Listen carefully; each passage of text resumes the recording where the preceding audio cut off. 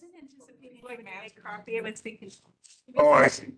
Have coffee made already, but. that But, was- but you need better support in the building. No, I didn't. Yes. It was on top. Probably. It was an oversight that the person was using. When I become AI, I won't have that problem. Oh, well. That's great. Sure, Google's gonna put a chip up in there. Personality gone. All right, I've got 8:30. We got a quorum? Yes, we do. Plus, Yes. yes, Wow. Moving right along then. absolutely, absolutely. So, would you do roll call, please?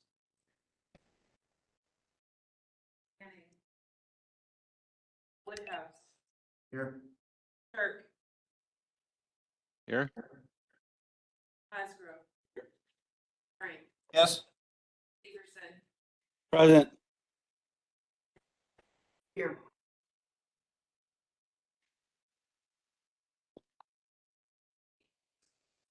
Thank you very much. Should have been.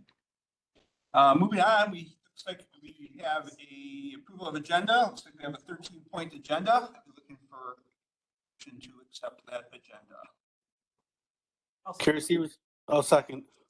All right, I think I got Chad and Julie head up first. All in favor of, any discussion on that? Hearing no discussion, all in favor of approving the agenda, say aye. Aye. You, anyone opposed? All right, approval of the minutes from May 3rd, 2024. Hope you've had a chance to review those.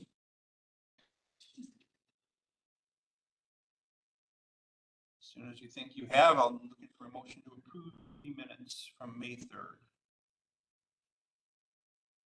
I'll make a motion to approve the minutes for me. Julie makes the motion, looking for a second. I'll second. Kirsty. Craig got that one, all right. Discussion. Hearing none, all in favor of approving the minutes, say aye. Aye. Anyone opposed? And on item number 6, public comment. Any public comment? Any information anybody want to share at this point in the general comment section? Anybody online? Yes. I'll take this opportunity. I spoke with the Public Safety Committee of the City Council recently about this, but there is a program that we implemented at the city called the JOCS program for juvenile offenders, community service. And it essentially it functions as community service. Juvenile offenders are allowed to work at the rate of $10 an hour at various businesses and other organizations throughout the community. And that way they don't impose a financial hardship on themselves or more likely their parents. They get some job experience. They have something other than getting in trouble to do. And we found it to be a really effective way of addressing some of the concerns in the community. But there's been question as to whether or not we could expand it into a county office as well. I'm working with the city to formalize the program. It kind of came out informally, as so many things do. And I think it would be more effective to have it established in one place and then look to expand it. Just to put it on everybody's radar that I think it's something that the county offenders could benefit from as well. Additionally, if we expand it countywide, we expand potential offerings to the offenders. So right now, the city police can only make arrangements with organizations within the city. If we expand it countywide, we can get maybe, Josh can help with mowing or something like that for the more responsible offenders. So just be aware that that's on my radar and something that I'd like to bring to this committee in the future. Sounds like a wonderful idea. I'm sure there's catches and scenarios that have to be gone through carefully. Right now, the administrative costs are minimal, but with expansion, I think might come the need for actual investment into it. But again, that's something that I'll work on and have an idea of. Are they tying in any grant funding, or is there any program statewide or federal-wise that helps enhance this? So it was created before my time. time, but the sense that I get from Officer Ducey, who administers the program through CPD, basically he just came up with it. He got some assistance from Attorney McGowan, who was my predecessor as city attorney, but that was mostly in the form of liability waiver forms that the offenders sign. We met with the judge recently and streamlined the process. I was overcomplicating things, as I sometimes tend to do, but then once it is, now that it's been established, streamlined, we need to take that next step. And then part of that next step will be to seek additional funding, because I am sure that Officer Ducey has enough to do, and it would be difficult for him to manage city and county participants. So we may want to bring someone in to supervise that on our end as well, if and when we adopt this. In one of my previous appointments, we had a program as such.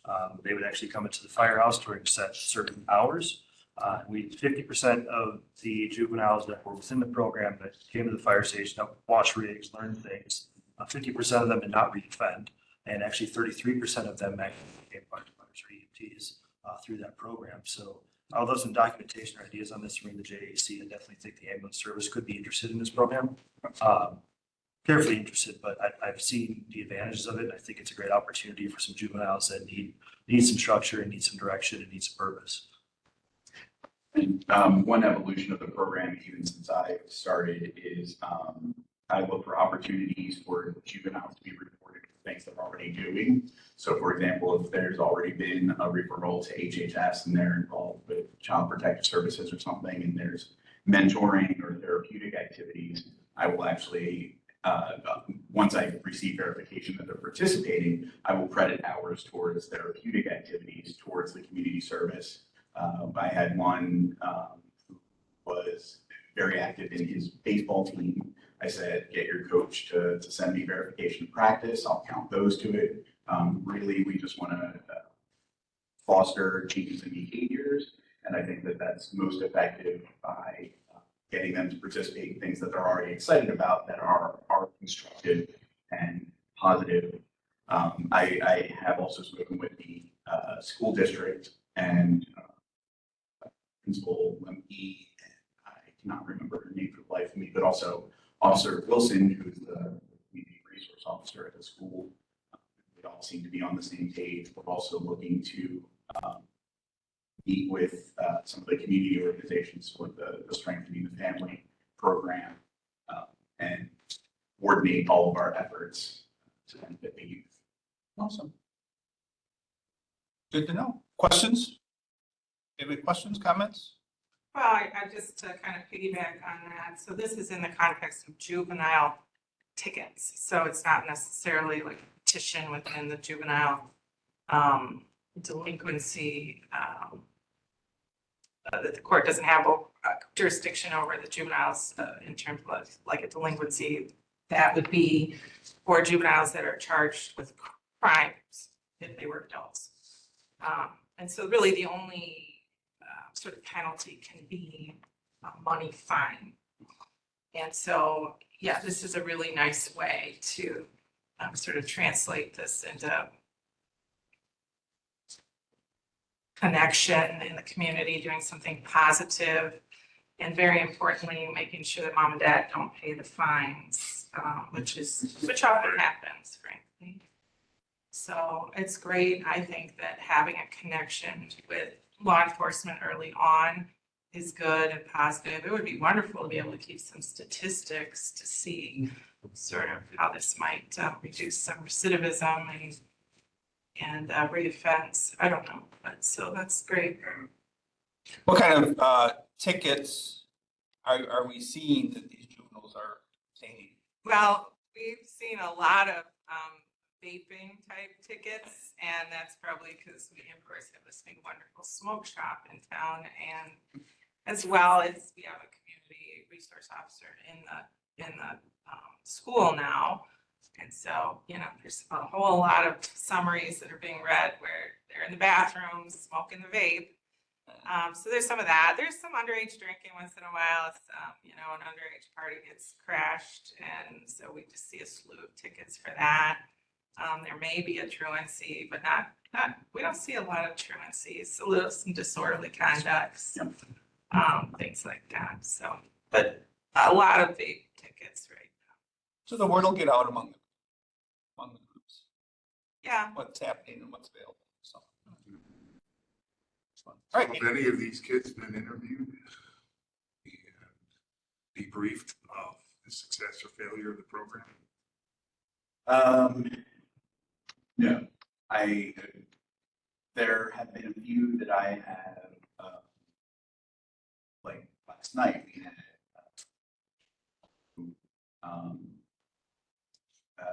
used a racial slur in the classroom, was charged with disorderly conduct. And so in lieu of the $26.50 fine, I told them, a copy of Abraham X. Kennedy's How to Be an Anti-Racist, and said, read this, get me a 10-page book report. Proper thing. As it turns out, they were enrolled in IEP, were in trouble with reading, but they put in the work. They got support from HHS, mentorship. They kept me apprised of the work that they were doing. I didn't get the report, but I did determine that having the case hanging over their head was doing more harm than good at this point. And when the juvenile spoke yesterday about their experience, they were extremely remorseful, stated that they had learned a lot, and broke down into tears, really. It's only anecdotal. I certainly wouldn't put it subjected to the scientific method, but there's only so much science we can apply to this, and I'd rather hear these stories firsthand than see some kind of study. But if you have a relationship with the children, you can find out from them what they think the source of their behavior is, and then go right to that source and modify it. Yeah. I mean, I understand a top-down approach like that, but at some point, it might, if you have the resources to do so, be pertinent to find out, well, why did I do that in the first place? Is it parenting? Is it environment? Is it media? What is it? right. That'll be part of the continuing study of it, so. Absolutely. All right. Other questions, comments? Yeah, it is. All right, thank you. Sounds like a great program. All right, moving on from public comment, item number 7, reports. Sheriff?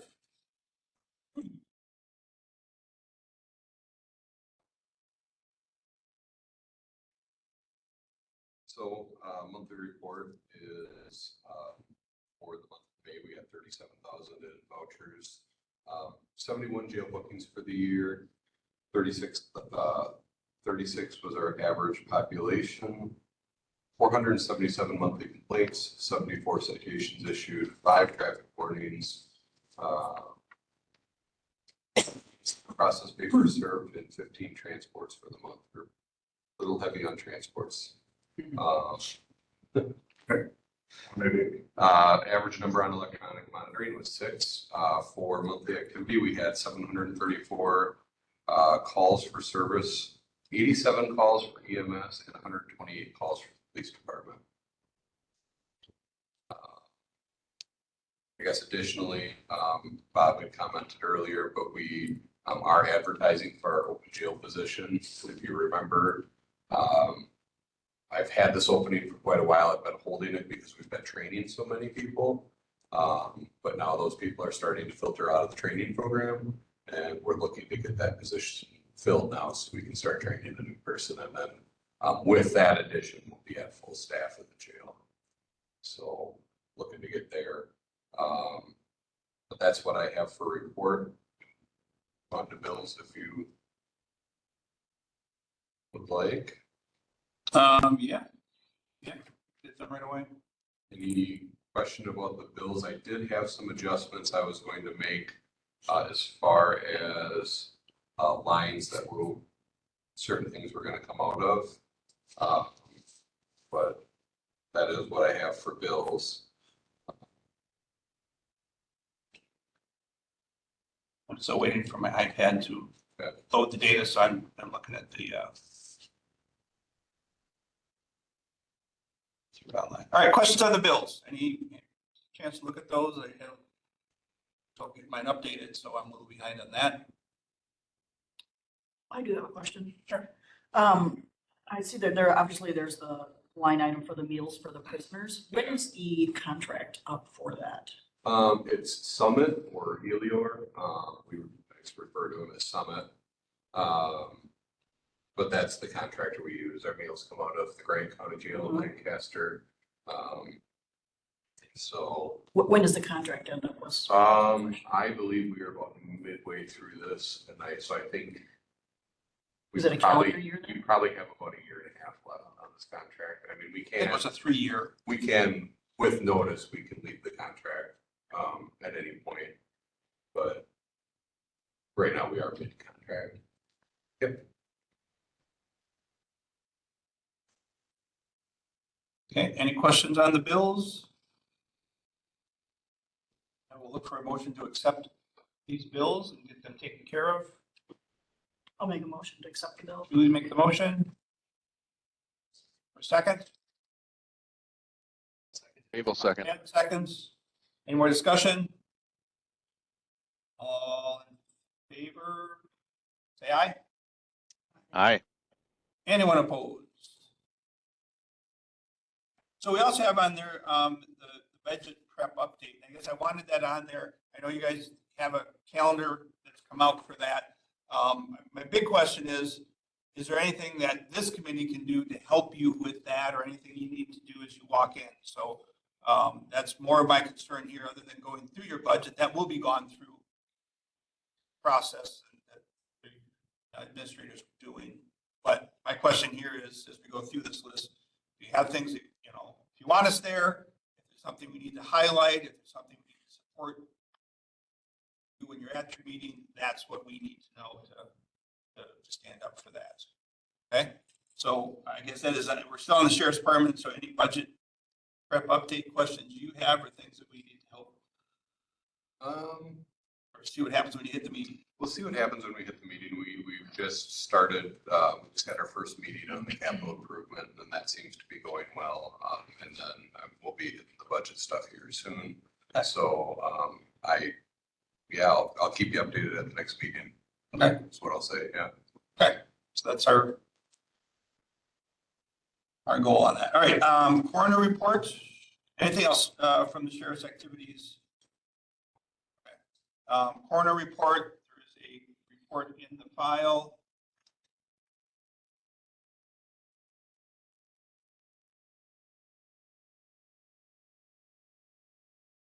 Report for July. It's in there. 10 reported deaths.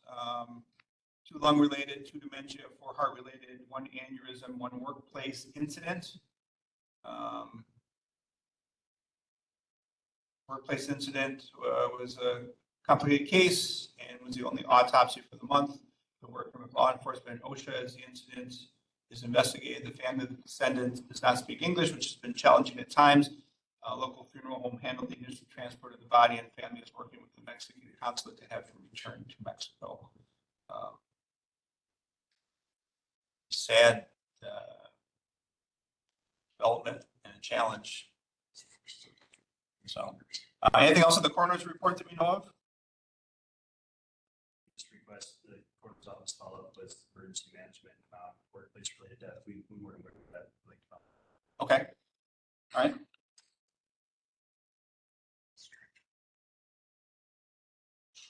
Do you want to contact the coroner reference I that? don't know if he was on Zoom or not. He's not. Okay. He's not. But there, I mean, there is a. Yeah.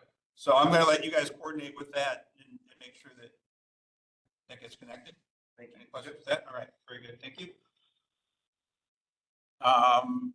Anything else from the coroner then? Discussion. All right. Moving on. Circuit Court Judge activities and budget questions. Morning.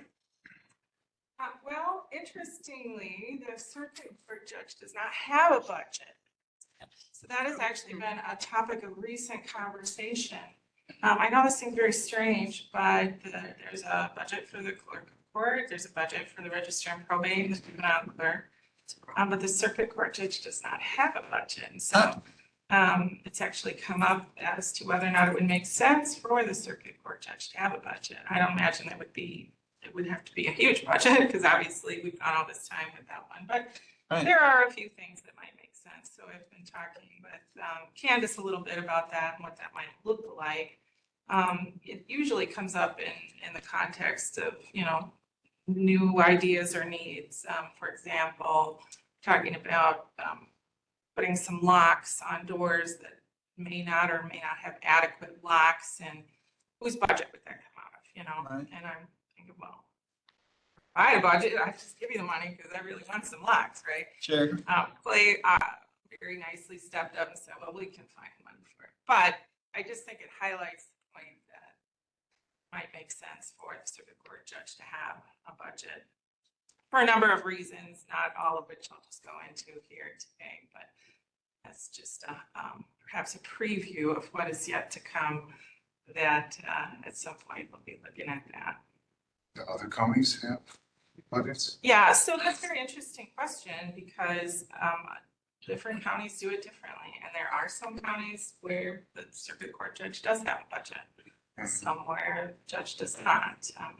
I think it, has a lot to do with history, tradition, setup, personalities, things like that. So we'll see about that moving forward. So I don't have much to say with regard to. Well, I think you've said a lot. I did not know that.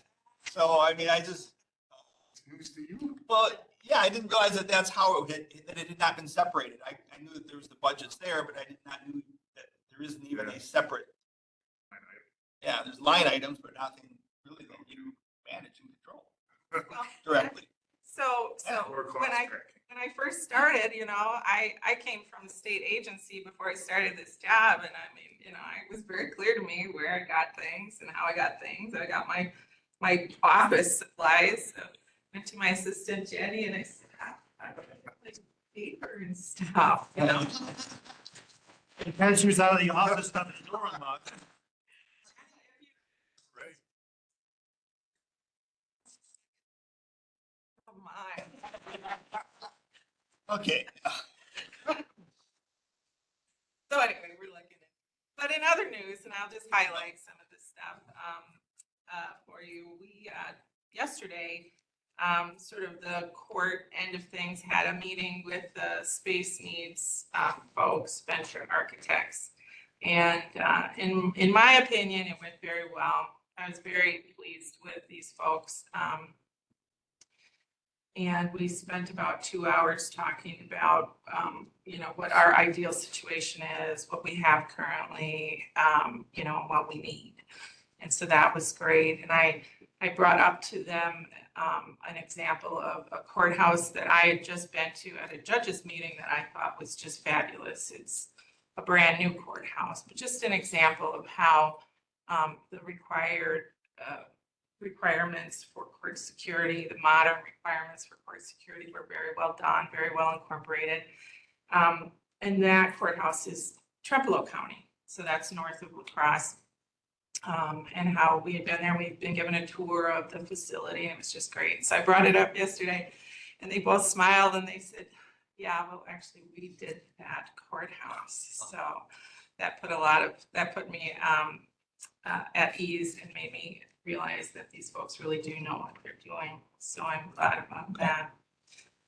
Sort of dovetailing with that, a couple months ago, we had invited a lady who had worked at the Supreme Court, is now a Capitol Police officer, who is certified and has certain expertise in doing physical security assessments in courthouses. And so she came and she spent upwards of 5 hours here.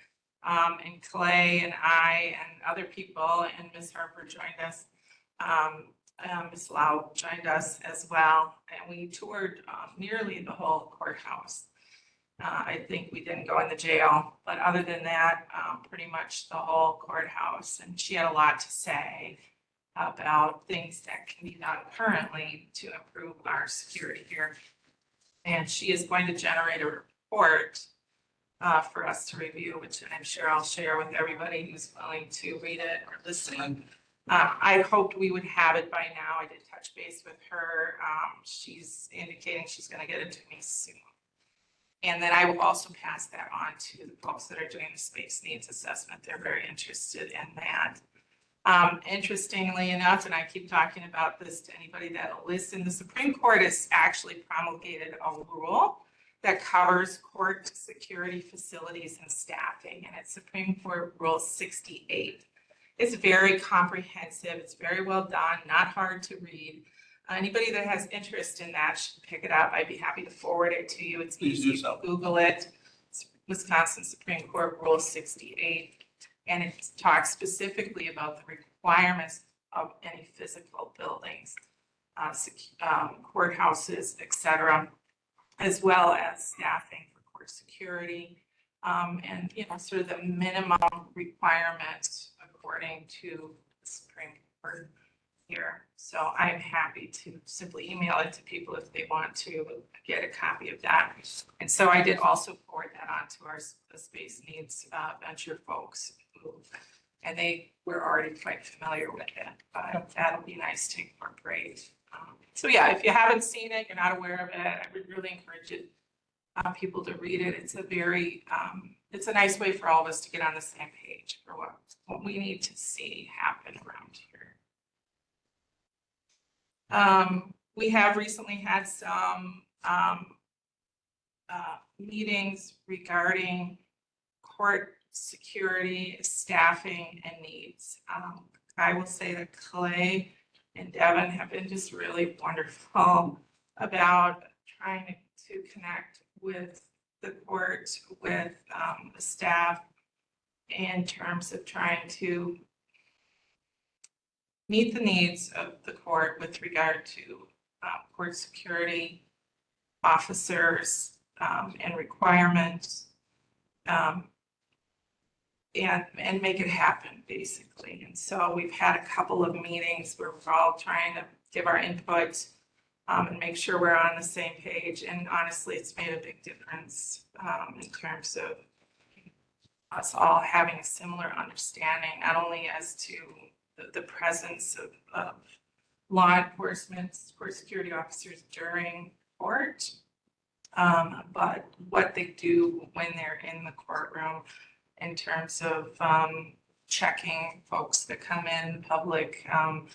And for example, a couple things just quickly, you know, that everybody who comes in has to get bonded to make sure they're not, you know, carrying a weapon. Make sure we've enacted a new rule that people that come in cannot have any kind of bag. So they get sent back out to their vehicle to put their bag in the vehicle. We just got a line on a set of used lockers. Maybe I'll talk to Randy about that. So people can put stuff in the lockers before they come into the courtroom.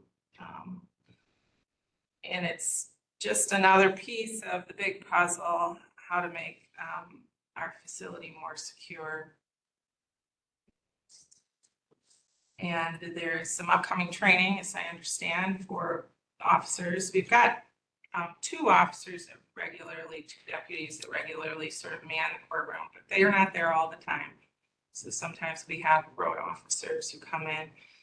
So training to make sure they understand what their duties are while they're in the courtroom and what's expected of them. Because not only do they have to act as a court security officer and watch everything, and they got a lot to do when they're in there, but I'm also asking them to, you know, bring me the papers that are being handed to me. And, you know, there's a lot for them to do. So it may not be their number one choice of duties, but we sure appreciate having them. We're getting new signs. You've probably seen signs around indicating no bags in the courtroom, that you're subject to search. We're looking to purchase more formal signs as well, put people on notice of what they can and cannot do when they're in the courtroom. We've had recently some really, so I'm moving on, changing subjects. Sorry if people say, don't leap to a different subject without giving a segue. So here's the next subject. So we've had a lot of audio problems in the courtroom in the last, I don't know, month, maybe 2 weeks, couple weeks, and it's been actually horrific. We're being told by the company that actually installed and is supposed to maintain the audio in the courtroom that there may be a piece of the system of the hardware that's actually gone bad that needs to be replaced. And so they're supposed to come today, actually. But it's so bad that what is going on is there's terrible echo. And to the point where sometimes we can't even hear each other, and turning the audio system up, turning it down, trying to tweak stuff doesn't seem to make a difference. And it's actually to the point where we've got, people that are regularly appear in court who are feeling very sick. I mean, like experience physical sickness as a result of it. And we do utilize our Zoom capabilities. It's no secret that I really hate Zoom for court purposes, but it's a necessity. Like we log into Zoom just to do bail hearings. So we're up in the courtroom so that we don't have to use officer resources to bring everybody up all the time. So we'll do bail hearings from the courtroom into the jail. And so it's very, very important for that and many other reasons that we have great audio, and the Zoom audio has been terrible. So we're looking to hopefully get that fixed. MIS has been great.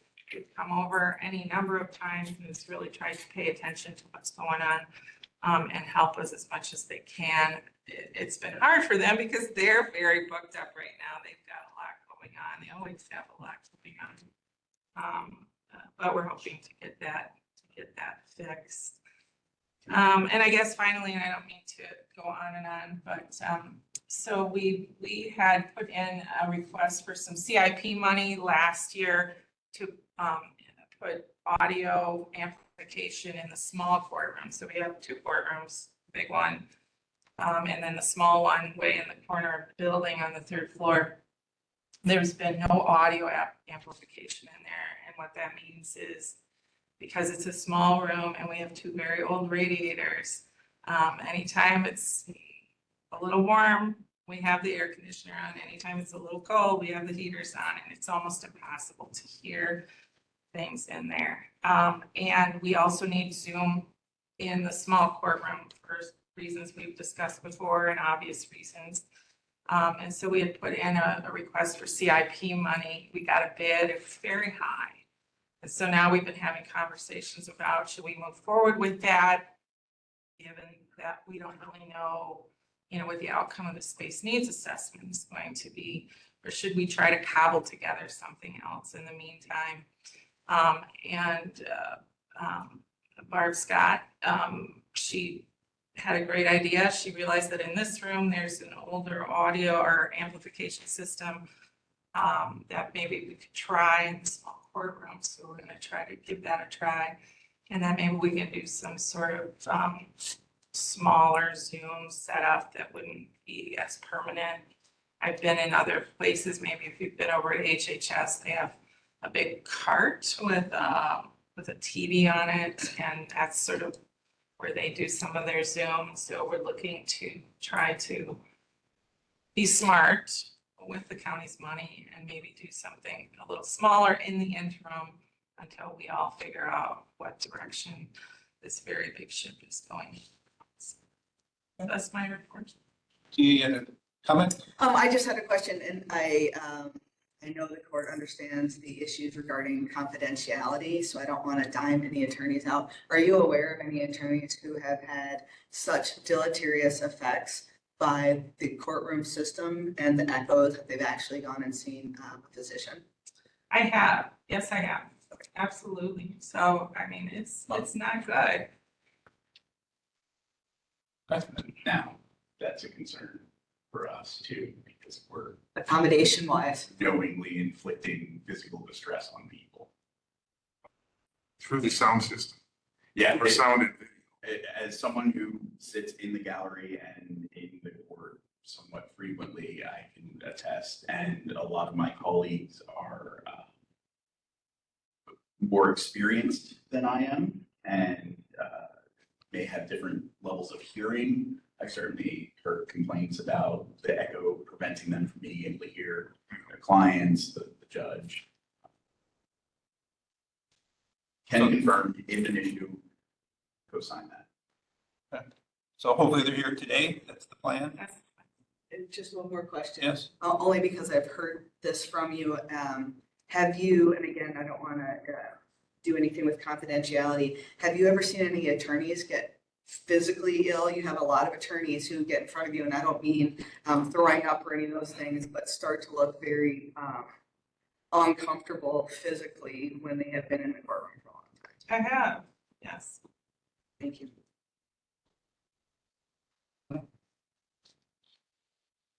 Hope they get in there today. And fix it. All right. Yeah. That's right. And It's start. been going on. How long is, how long has this been going on? Oh, I would say it's been really bad in the last couple of weeks. Oh, wow. You know, so you don't want to complain, right? So you complain a little bit, say something, and then it, you know, at some point like this, we just can't do it. We can't do this anymore. This has to get fixed. So. Do we have a contract with that company? Is there a maintenance contract with them? I don't. There is not a maintenance contract except for that we have so many hours a month for service from them. But Okay. they've been responsive to us every time we've called. They've made adjustments. It's just that the equipment needs replaced. Okay. All right, well, whatever we need to do, let's make sure we follow up on that. All right, Thank you. thank you. Anything else around the circuit court judge? Questions, comments? Thank you for the information. Moving on, clerk of court, I do have an email from Stacy. She's going to be in Green Bay today, and sent an email reference questions on the budget, which discussed it, just what we can help with. She said she does not have any unusual requests for operating expenses, and expect requests for all non-wage benefit lines to be fairly similar to this year's budget. Yes. Capital requests. I'm requesting none from the clerk of court office, and I've already submitted a statement to that effect to Candace. Judge McDougall has talked with Candace as well, and it sounds like she may be making some capital requests, special operating budget requests. But these will not be part of the clerk of court budget. Candace is helping the judge set up her own budget for the event, which is what we discussed. So, all right. Any other questions or comments reference to the clerk of court then at this point? Hearing none, let's move on to register of probate. So as just similar to Stacy, I don't see any operating budget changes really to speak of. Maybe I'm hopeful that 2025, I don't know when we anticipate the wage scale, but maybe a little bit of salary adjustments there, but nothing major as far as the operating budget. And we did meet with Candace, and, you know, to answer your question on your help from the committee, I think that might be coming in terms of the capital improvements. So because there was no judge's budget, so anything within the chambers and within the two courtrooms and the lobbies, all the way from cameras to chairs to everything, there wasn't anything really budgeted except for through capital improvement. And actually, we only had capital improvement in the last 2 years. Right. I feel like. So up until that point, we were just doing without. We were just, you know, not making improvements really. And so I guess I just wanted you to be aware that a lot of the requests, whether it's signage, you know, it seems gray because it always, you know, we'd have an idea, we'd have a request, and then it would come down to funding. And we were also defensive with our budgets. You know, that it was a little gray with, would it come out of, you know, the sheriff's department? Would it come out of building maintenance? Because we were really only operating budget for register and probate and clerk of courts. And so I think it really has been helpful to have the capital improvement projects and to have a means to seek additional funding for some of the things that need to take place for improvements, but that doesn't cover any of the ongoing maintenance. from year to year. So, things need, just like with the audio system, of course, things wear out, parts need to be replaced, things need to be updated. So we don't have a great means for any type of maintenance within the courtrooms right now. So that's why we're kind of exploring it, as the judge said, looking at having a budget for her or the courts so that we can do some of those things that we have not been able to do for literally since I've been here. I'm gonna venture to say over 15 years that we have just been cutting and doing without and getting by and doing what we can, but really feeling like there was no money to do anything. So that's just my comment on the update in the budget prep. So maybe coming back, but I feel like we are making progress that way. Good, right. Well, good to know. So yeah, even with the capital, and I think you mentioned the ongoing piece of that, because that is kind of easily missed. So. Is that a prioritization type of thing overall? Well, and again, it certainly could be a prioritization, and it could also be, we know things last a certain number of years and we need to plan to replace those, whether that's capital or whether that's whatever, but replacement is different than maintenance, Right. where maybe it just needs to be repaired versus totally Okay. replaced. And she'd have a way to escalate that. Yeah, so. Yeah, okay. Good to know that's helping. What I'm hearing you say is that, are there things you're looking for this committee, or are you going to be going to the budget and then coming back, or what can we do? Is there anything specific that we can help with at this point? Nothing specific at this point. Hopefully, maybe we can get some of those details worked out a little bit between Start working today with that. and next month on the capital improvements. But just, an example would be, we really want a camera in the lobby between the two courtrooms. We really want a camera in the small courtroom. Some of that is falling under the radio tower project. Right. So just, keeping all of those things, being aware of, it seems like there's a lot of pieces right now. We're not sure exactly sometimes how it's all gonna fit together. Yeah, both of those cameras are under the radio tower project and they should be starting. We just finished the dispatch update, so they should be starting soon. Okay. Oh, Yeah. excellent. And we're working on signage and that's, so I feel like, again, we're making progress on all of those pieces. Super, awesome. Hey, how are you? Sorry, I'm late. No. I'm here. No, that's fine. All right, anything else for register and probate?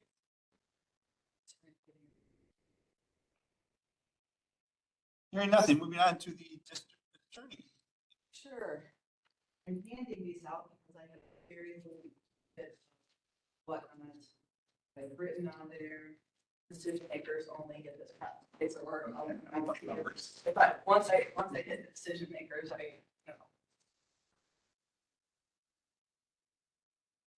and of course, the judge always gets everything. All exhibits go to the judge. Okay, so I know one of the things on the agenda was the budget. I know at this point, we have no information essentially, just because we haven't gotten it on the wage study. And of course, when wages move, then all of the other things that are attached to wages move as well.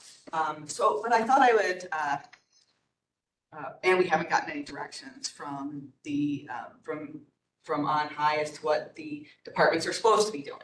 Right, so basically very difficult at this point to give you any kind of anything rational. However, because this is a new committee, the members sort of have different dynamics, I thought I would give a little tutorial on how my office is budgeted. And so I have big tutorials. I recognize that. You've seen it before, right? It's work. Yes. Okay, so once upon a time, prosecutors were county employees. This was decades ago. And that created a problem because we were getting brain drain from small counties to big counties because small counties didn't pay what big counties did. And to correct that, what they did is they made all prosecutors across the state employees. They pay for our salaries and our benefits and anything that goes with being an employee of the state. As part of the compromise, unlike the public defender's office, which had a different situation, all of our staff is all county employees, which creates its own problem. So, but we have this kind of bifurcated budget issue in our office. And I'd like to have everyone remember that my office is a law firm.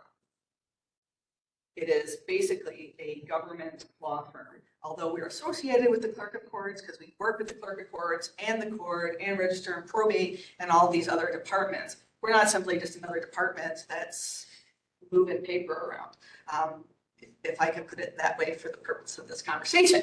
So we are our own law firm. So how the county or how this law firm gets paid for is, of course, here's a whole budget, it's a whole circle, and 51% of our budget is paid for by the state. So you look at the law firm, 51% of our law firm is paid for by the state. 49% then is paid for by the county. If we look at my budget sheet that I handed out, I've got two lines on it. Everything above the first line, I have no control over. That is all budget, salaries, benefits, and all those things that go along with that. The only place I have any, I'll say, control over my budget is between the two lines. So when we talk about what the county pays in my office, 95% of what the county pays is in benefits and wages. I have no control over benefits and wages. So out of my entire budget, the whole law firm that we run here, I have control over 5% of my budget. Now, if you look between those lines, what does that entail? Telephone, transcripts, paper service, notary fees, postage, envelopes, all those things that you need to run an office. And if you look at the numbers, because I added them up, between the two lines, and I'm using the numbers from last year, I was in control, if I can say it that way, for $14,000 of my budget out of the $247,000 that was paid for by the county, which of course is then only a portion of what it takes to run my office. So I get about $14,000 a year for paper clips, telephone, postage and envelopes, registration, those kind of things. So the reason I bring that up is part of the reason it's important for all of you to know that in explaining my budget, once we get that information from on high as to what the counties have to do with their budgets, I have $14,000 out of $247,200. Previously, back in 2007, because I was rushed to the hospital because they thought I was having a heart attack, I'm sure you remember this, it was from on high that my department, all our departments cut 10%. I couldn't cut 10% unless I had to fire someone. And so I had to fire someone from my department because of the very limited margin I had on money I could control. I had to cut an employee while departments, many departments could find, I know it was difficult, a way to get that 10%. So I didn't have to fire anyone. So I get to fire someone because that's the only place I can find this money when other departments didn't have to do that. And of course that created enough anxiety that they actually thought I had a heart attack in my office. I get the floor, they're rushing me to the hospital. I was not having a heart attack. I had an anxiety attack. Over all this, having to fire someone. So that has in some respects been corrected now because the budget process has been corrected. And I know we have our chair of public safety understands what that looks like. The district attorney's office is not revenue generating. I can't come in here and say, well, I want a little bit more money here, or I'm not going to cut 10% because I can make more money in another way. I'm a non-revenue generating department. So that's where we are. So I'm hoping I don't have a panic attack induced situation based on the budget this year. I didn't last year or the year before. I think the last time that was really bad was in 2017 when I had to fire someone. I'm a lawyer, not an HR person. So that was a different and difficult experience for me. A couple of things. So there's my tutorial. If anyone has any questions about how it all runs, certainly you're going to hear this from me again at some point with the pictures, as Candace has seen at least last year. Couple of good news. So treatment court and the budget and the court having its own budget. So the District Attorneys Association has been looking across the state about treatment court and where treatment court falls in various departments in various counties. Because there are good reasons to do it in one department, good reasons to do it in another department. So I wanted to sort of take a statewide view of where the treatment court lands. And across the state, sometimes it's within HHS, sometimes it's a standalone department, treatment court, and under that has the umbrella of pretrial monitoring. Pretrial monitoring means we potentially have people out of the jail, which costs money, and participating in pretrial services, which means they need to get monitored very frequently, but they're not in the jail, saves money. La Crosse County has a very, very good project. It's called Justice Sanctions. I'm sure at least some of you are aware of that. So under its own, one place that treatment comes in some counties is under its own department, which also includes other things like day reporting. Sometimes it comes under the DA's office. They also do deferred prosecution monitoring. It is a terrible, terrible, terrible idea to put treatment court in the district attorney's office, as the court can attest. That's a really bad idea for a number of reasons. And in some counties, it comes under this administrator's office that has benefits that. I know all about pretrial conditions, check-in, UAs, Right. I got it. And treatment court. So, right, exactly. So, so all of these things have pros and cons, and a lot of times the differences are born of tradition and personalities and fights over the budget and those kind of things. But I've been looking at that as far as treatment court, because that is a conversation that we continually have as part of our district attorneys association. So since one of those options, one of those things that happens in the state in other counties is having treatment court under the court, sort of lends itself to whether or not the circuit court has a budget. You can't have treatment court or pretrial services, without that. So that's why this is sort of born and morphed into a conversation here, is sort of out of what do we do with treatment court. Space needs meeting, great, love space needs meetings, that's great. God love the judge. She's been in the administration of this county for, what are we at, 2 years now? Yes, and she's feeling very optimistic and lovely, and as she always says, I've gone to a lot of great meetings, and the back end never happens, never ever happens. We've done wage studies that weren't in one. We did a space needs assessment back in, 2013, 2014. Nothing ever gets done. So that's my little pessimism for the moment. It was a great meeting. I agree. We got to tell them all the things that we needed and expected. And you had paperwork on security needs. I had paperwork on security needs when we have cases with domestic violence. That was all great. I'm very optimistic that we're going to be able to take all this information and move forward. My impression, and I'm not talking for the judge, my impression was this was all about a new building, and not particularly about what we do with this building, even to make moderate changes that are eminently reasonable to the point of necessary. It wasn't really about that. We're not getting a new building next week. I have said in my office, again, a little pessimistic and with a little hyperbole, we're not getting a new building until I'm dead. So I'm never gonna see that new building.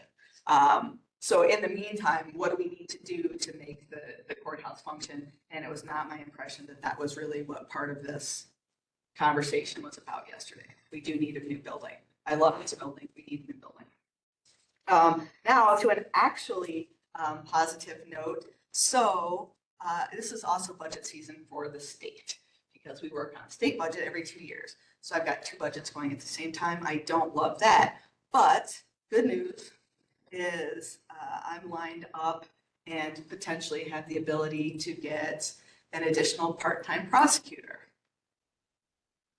Those are paid for by the state. And, right, we all like stuff that's paid by the state. And since it's prosecutor, that would be all of the funding comes from the state. This is not a, what I would call decreasingly unfunded mandate, like the victim witness coordination. It used to be paid 100% by the state. And now that's kind of reduced over time to now they pay 40%, whatever. All prosecutors have been paid the same amount based on the state for now 3 decades. So that would not be what would end up being an unfunded mandate. The state provides our computers for the entire office. We get our computers, we get our printers. We don't get our fax machine. So some things we get, some things we don't get from the state, but for the majority, we get the prosecutors.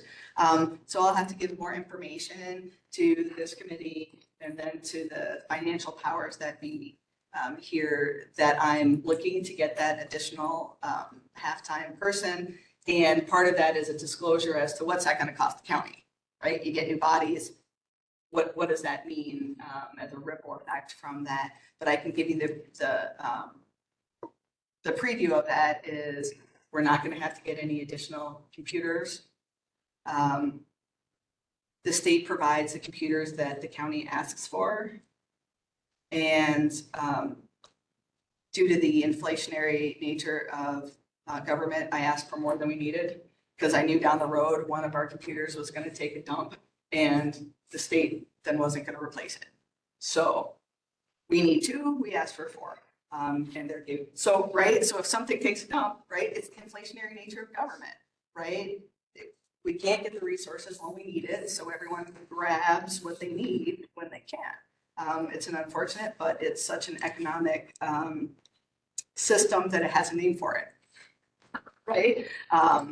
So I wouldn't need any more computers. I don't need any more space than I currently need, and I currently desperately need space because most of what that prosecutor would be doing, you can do by Zoom, either with the court, not necessarily, and I'm not saying I'm going to need that all the time, but can not necessarily use Zoom telecommute with the computers because of the nature of what they would be doing. So we would need extra space for that. So, but you'll get all this information, let me know. We might get free stuff. Free stuff is good. We like free stuff. Well, it's not really free because taxpayers pay for it, but this room is a little more concerned about our local county. So I'm going to end on free money. Free money, the position would start in October 1st of 2025. We have to have all our budget information by October 1st this year, and then the budget would go into effect July 1st of next year. They're on a July to July rather than a beginning of the year to the end of the year. So the budget would go into effect the 1st of July, and then the position would be available the 1st of October. So this is nothing that's going to happen right now, but we're very excited about it. So there we go. We have 3 homicides going this year. We haven't had that in my experience here in the DA's office. We haven't had 3 at the same time. I don't know if in your experience we had 3 going at the same time. Although there might have been a multiple. Tom Prowski, the triple. He was one person. He was one defendant. I got One 3 defendant, defendants, right? So I have a story to tell you about that at some point. Okay. So anyway, excited, free money, good. I'm out. Unless anyone has questions. All right, any questions? Any questions for the district attorney? Thank you for the update and the staffing.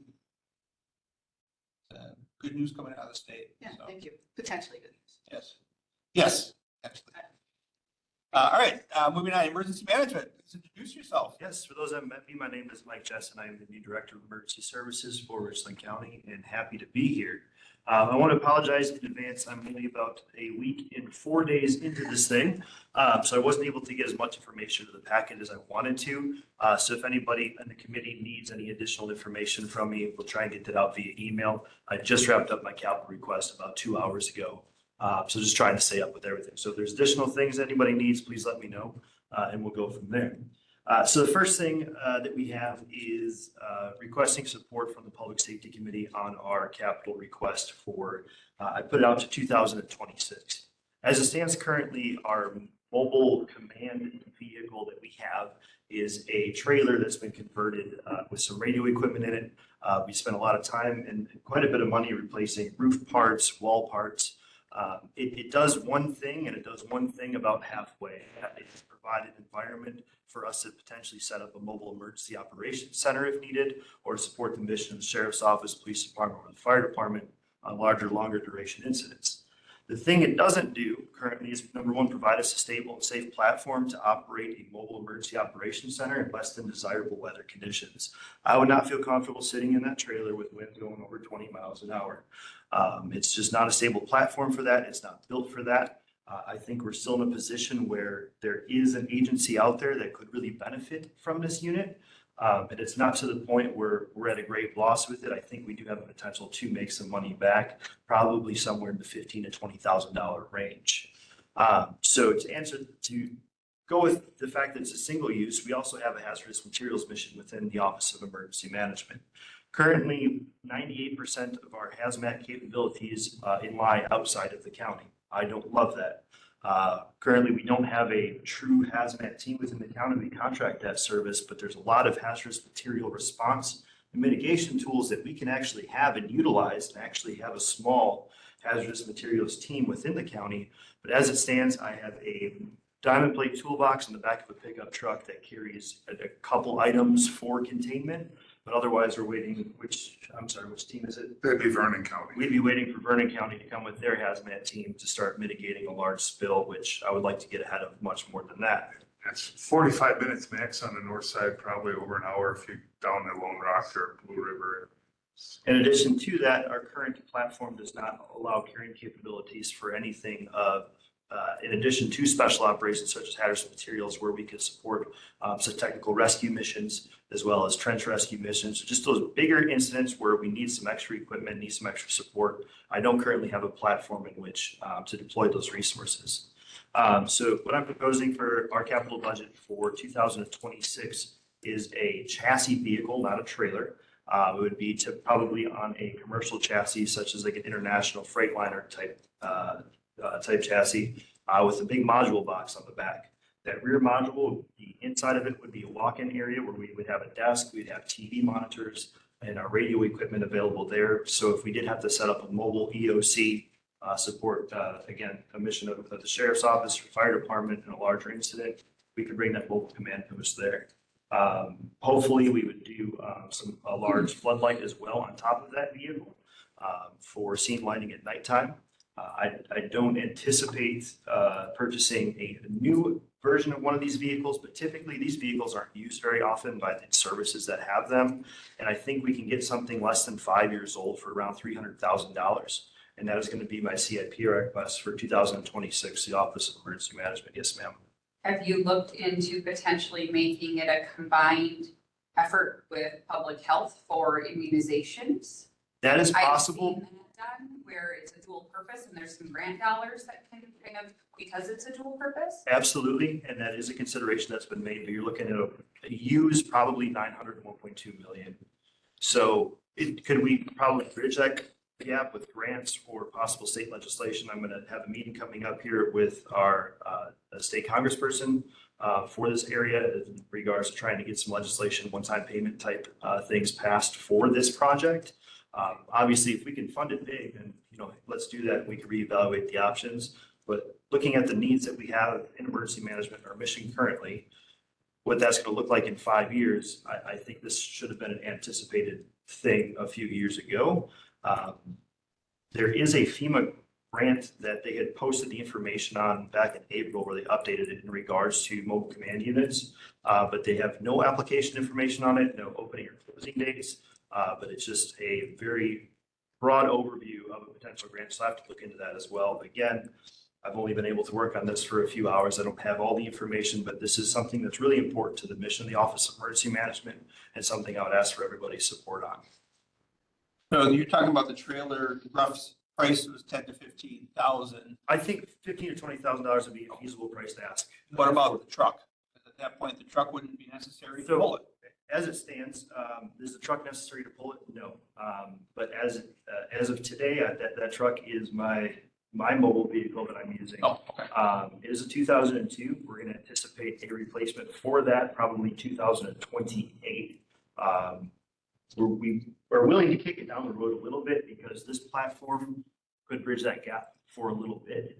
But the replacement for that truck is going to have a utility box on the back of it. So it'd be a pickup truck chassis like an F-250 again, but kind of that work box utility vehicle type thing. To say that I would anticipate this vehicle here, we would probably utilize at 15 to 20 events or call outs a year.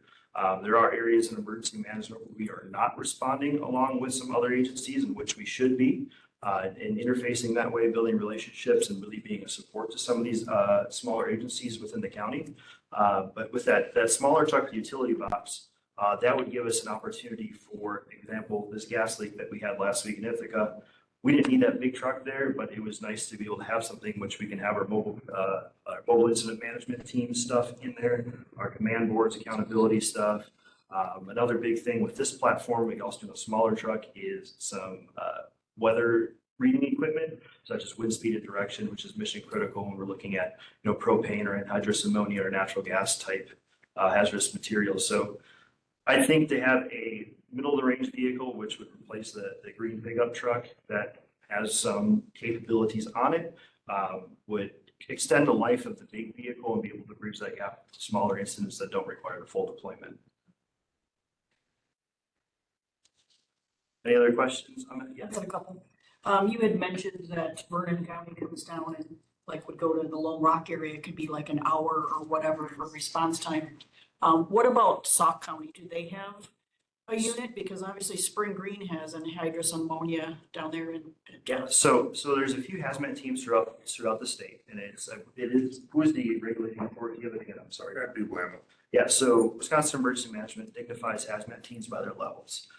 So level 1 hazmat team is all encompassing, including radiologic disasters. Currently, as it stands, the only 2 level 1 hazmat teams that are in the state of Wisconsin are Milwaukee and Green Bay, which kind of leaves the western part of the state grossly uncovered as we look at potential radiological issues.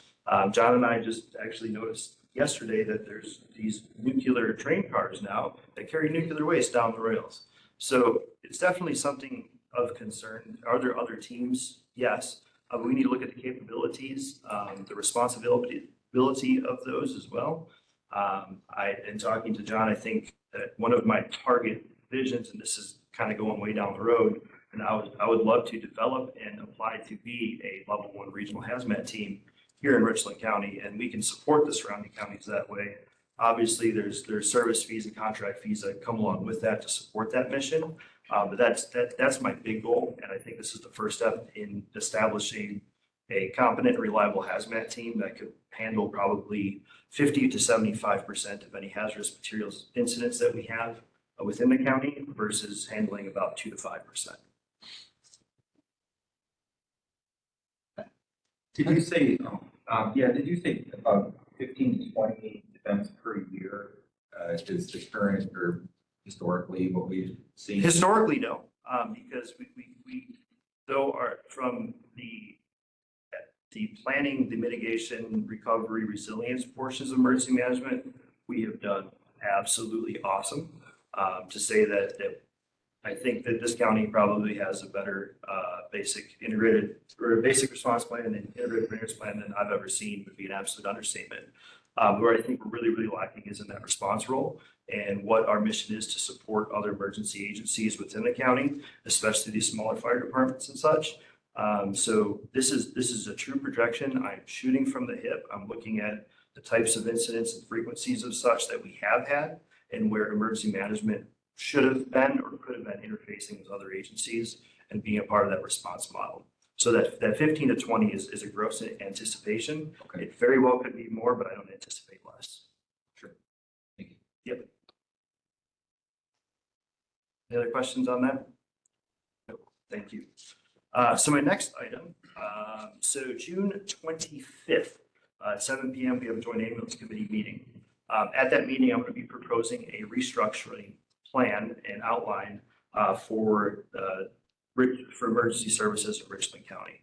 A part of that plan and where it applies to public safety committee is organically through that staffing model from the command administrative level. It would place an on-call emergency manager in the county available in a response vehicle to emergency service building 24/7, 365. I think that's an important goal to reach because as it stands, I myself, as I'm transitioning to this new job, I don't live here yet. I'm 2 hours away.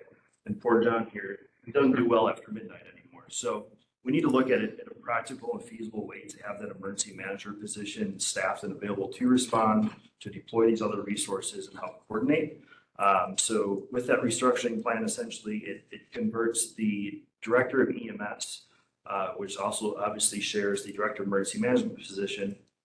It avoids splitting those jobs. It divvies it up over 3 positions where you have a chief of emergency services, an assistant chief of emergency services whose specific role is emergency manager. That would then become the director of emergency management, and then a captain of emergency services. These 3 folks would be working a rotating 48 hours on, 96 hours off rotating schedule. They would operate as a command level position for EMS to support our folks. And so there's 3 people on every EMS call, which therefore reduces the chances of lifting issues, injuries, that type of thing, offers some guidance and some critical decision-making opportunities that we have, and ensure that our mission's being carried out that way. But also with the plan of going paramedic, hopefully by January 1st of 25 with the ambulance service, all 3 of those positions would also be paramedics. So under DHS 110, which is the Bible of EMS, it says we have to guarantee if we want to upgrade our service level, not doing the flex staffing option, but truly to upgrade, have that license in hand, we have to ensure 24/7 paramedic coverage.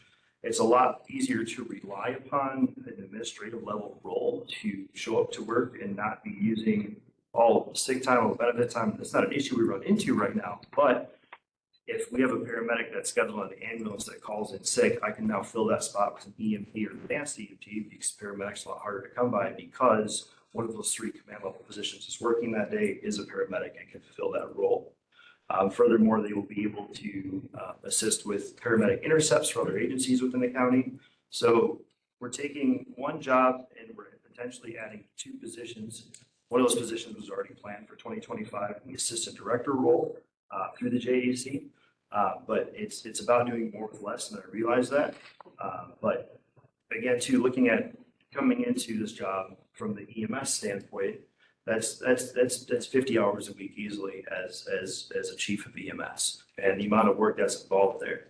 Where I feel as if emergency management the same, and working with John wasn't here, emergency management is easy, 60 hours a week at best. So by dividing those 2 responsibilities on one person, dividing that amongst 3 people, I think we're going to cover the bases of both of those departments under one head, which is emergency services.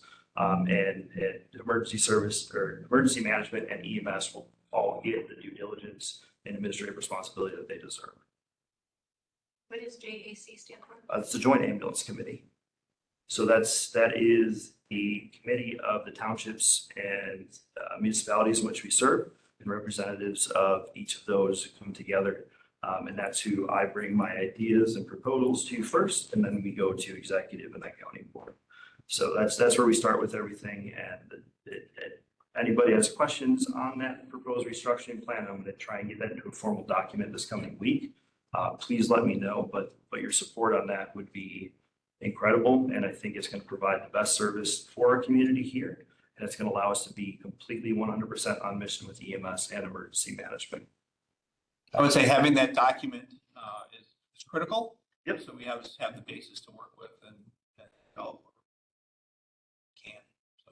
I was gonna try and have that for you guys today. It's only so many hours, unfortunately. Life. But I will certainly have that out to Public Safety Committee, by the middle of next week. Okay. So. All right. Mr. Chair, Yes. just to highlight some of the issues that poor Mike has had to deal with in his first week and a half. We've had a significant issue in the ambulance service that is resulting in an investigation and some disciplinary action will be resulting from that. There was a gas leak. There have been several unanticipated hiccups and he has performed just absolutely admirably. He is on top of it. He has a strong vision. And I really do think he's going to be a wonderful leader for our community going forward. So kudos to him for a very difficult first week and not walking away and saying, I'm not doing this. So I just wanted to let you all know that he really is going to be a tremendous asset. Thank you. Thank you.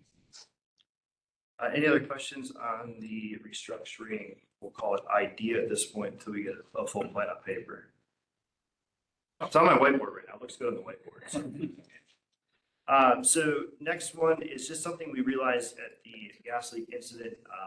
It's a system in which I've had experience with in the past. I know it's on me. I assumed we had it here. I guess not. This might be specifically more conversation between jail dispatch administrator and MIS, but reverse 911 capabilities. I believe it's an important piece of the puzzle and on mission 100% for emergency management. What that allows us to do is when we have an incident like that right in downtown Ithaca, if you will, we can send a reverse 911 where it'll be an emergency alert, text message and a phone call to all those folks in the area. It was actually brought to my attention that when we were knocking on doors and attempting to do the evacuation there, one of the homes did have a couple of kids in it while the mom had, I guess, run next door or something to step out just for a moment. And the kids were told not to answer the door for strangers. So they did their job and they were 100% correct. We didn't feel necessary to start breaking down doors at this point, but being able to have the ability to do reverse 911, what are kids inside doing? Playing on the TV, they've got their tablets, they're doing that type of thing.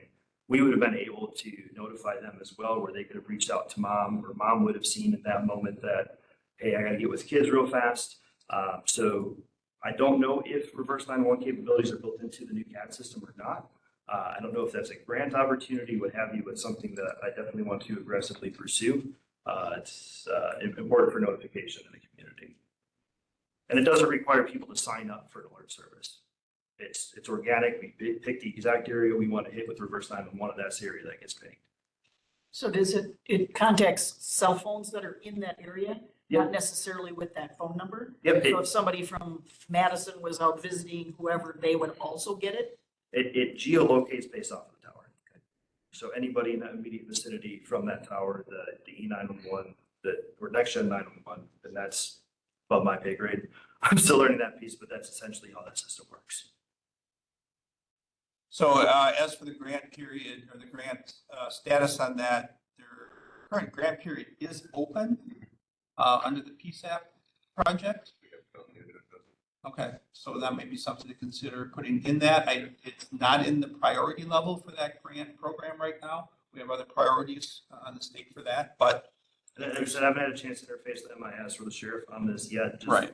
Putting it out there to the committee that it's definitely going to be something that we're going to be talking about Yep. pursuing. Okay. Right.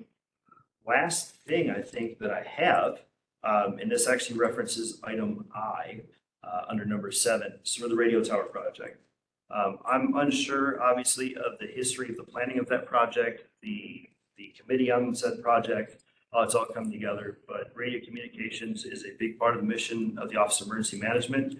As it stands right now, we don't know much about the radio project.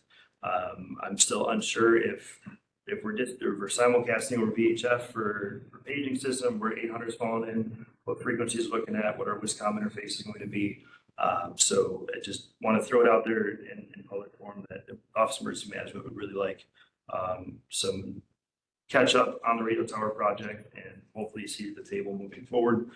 Again, I'm not sure if that was originally involved or not, what have you, but from today moving forward, emergency management really wants to be a piece of that puzzle. Okay. So you two connect on that and take care of that. Anything else, John? That's it. I'm out of words. Appreciate you guys. Thank you. We did stand up the EOC to level 5 during the storms a couple of weeks ago. That went well. I think Candace has been apprised of the AER on that. Really good participation from the state, a lot of good regional coordination.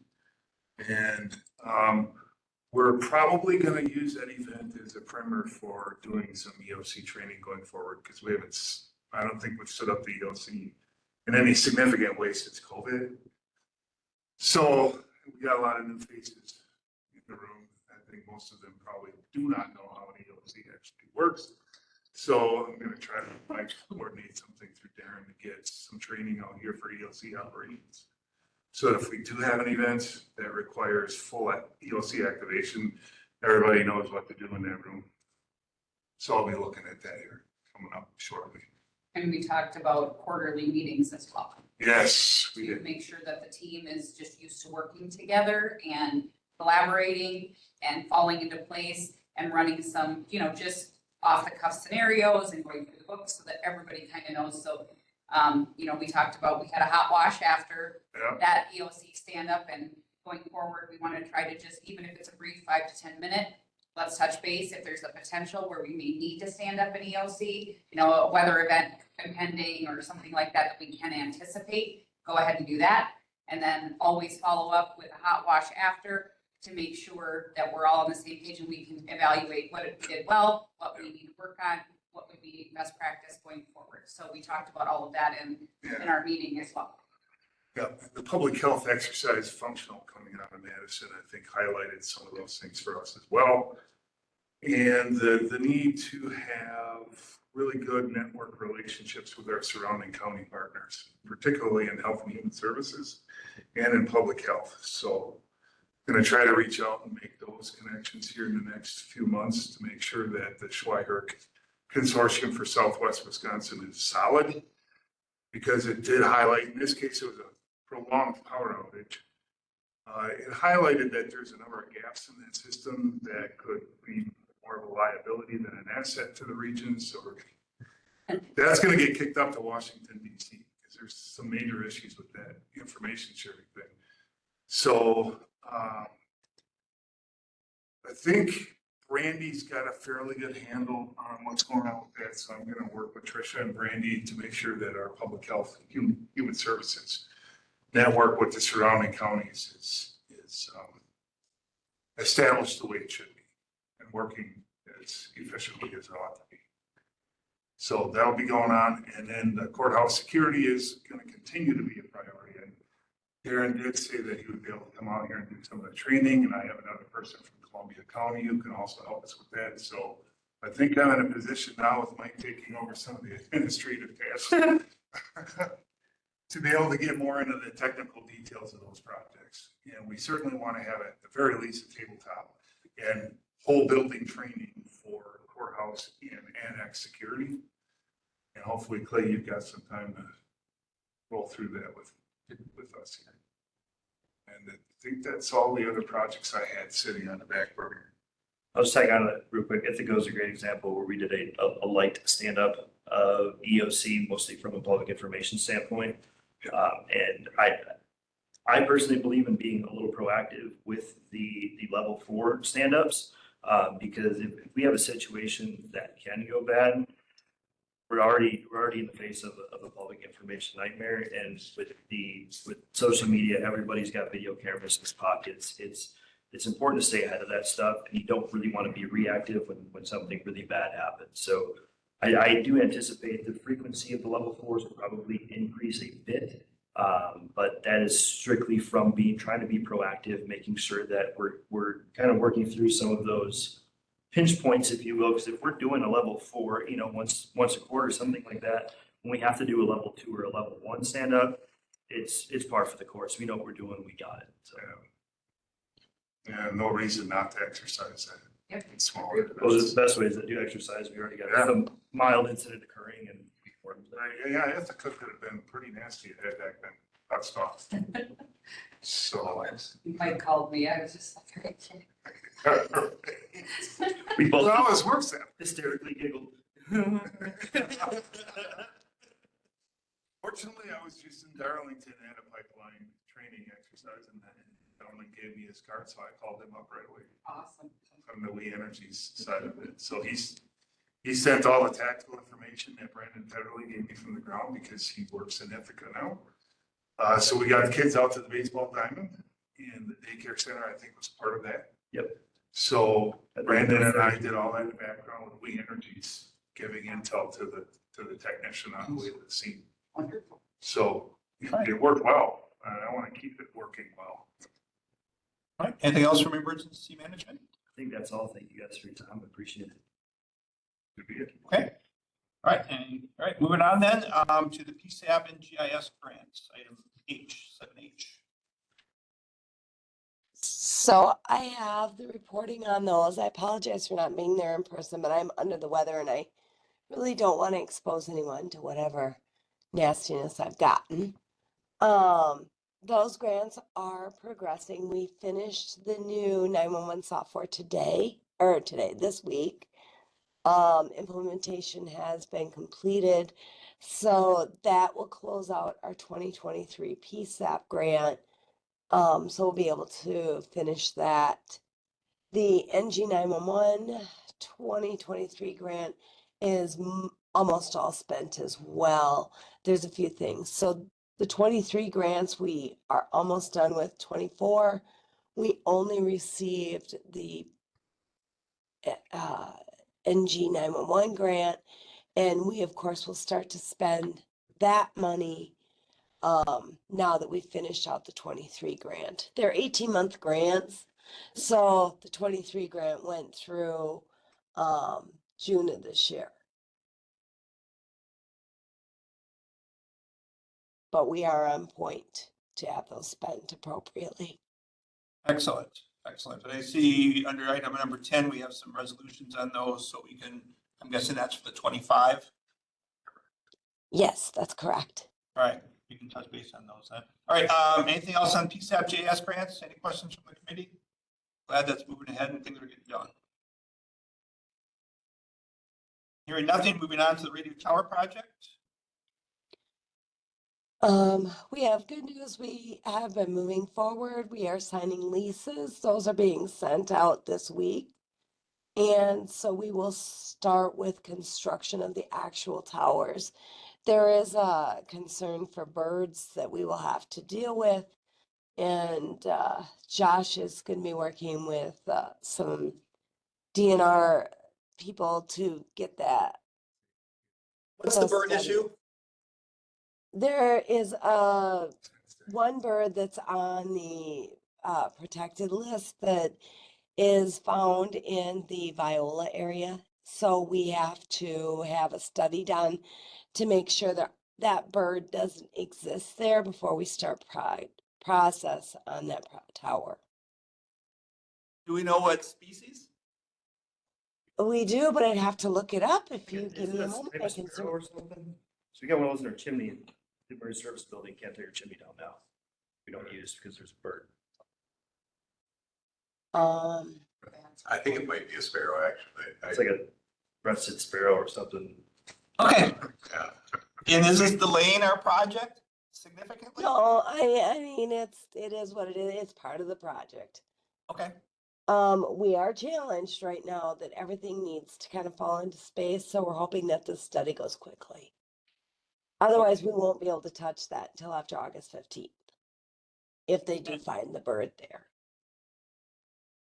and the question about US Cellular and Boaz, that's been a change We also? have left that tower and we are looking at alternatives. Okay, are there good alternates in the area? Yes, All right. yes. So just as a recap for the US Cellular, why are we leaving that site? It costs $1,500 a month and that's as low as they would go. $1,500 a just- month to have our equipment on that site. Yeah, it's just not, at that price, we would be better off to build an additional tower than to pay that much. Okay. Our break-even point is basically $800 a month. All right. There were also serious concerns about their willingness to operate with us as a partner. Okay. So very difficult to get additional information that was necessary for us to reach an agreement on that. Yes. Okay. All right. Social media posts that should go viral. US Cellular has no intention of working with public safety ever. Well, and they're not going to be US Cellular much longer. They're T-Mobile already, but still. That becomes part of the challenges Yes, and on that corporate level. All right. yes. US Cellular is a subsidiary of T-Mobile. It's an Acadian flycatcher, That's our bird. if you'd like your bird. It's an Acadian flag. That's the bird. That's the bird. You got a blue sparrow. Yeah. I used to drive an Acadian. Maybe I should have kept it. I don't know. No, that's fine. I'll have to look that one up on my Merlin app and see what it sounds like. So, It's a migratory bird. it is. Probably is. All right. All right. Thank you. Anything else on the radio tower projects at this point? No. What's our total tower count? 9. 9. 9. Does that give us coverage all the way down by Eagle and then Bear Bend? Yes. Had issues in the past. Yeah. So it covers all that. 95%. Yeah. In-house, off the hip, On portable. Right. and portable. Mobile is where we got. Mobile is at 100. Yeah. So 95 portable, over 100. So. All right. Okay. Mapping radio systems and squad updates. Sheriff.